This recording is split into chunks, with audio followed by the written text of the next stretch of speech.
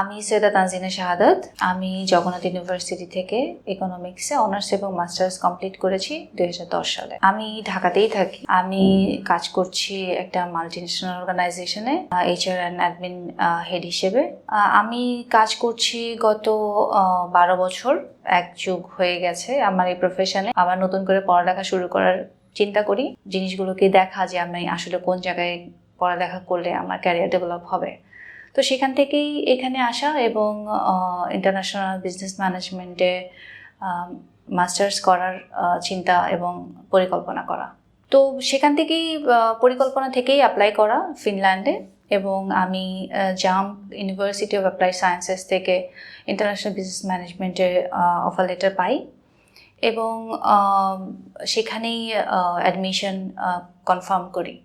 আমি এই ভিসাটা পেয়েছি আমার ভিএফএস থেকে ইন্টারভিউ দিয়ে আসার 5 দিনের মাথায় আমি আমার ইমেইলটা পেয়েছি এবং আমি আমার আরপি কার্ড বলে আরপি কার্ডটাও পেয়ে গিয়েছি উইদিন 21 ডেজ। আমি এটা সংগ্রহ করেছিলাম ঢাকার ভিএফএস থেকে, যেখানে ওরা কুরিয়ার করে ইন্ডিয়া থেকে কুরিয়ার করে পাঠিয়ে দিয়েছিল। এজ এডুকেশন আমার কাছে যেটা মনে হয়, আমার কখনো মনে হয়নি আমি কোনো প্রফেশনালদের কাছ থেকে সাপোর্ট নিচ্ছি। আমার কাছে মনে হয়েছিল কাইন্ড অফ ফ্যামিলি।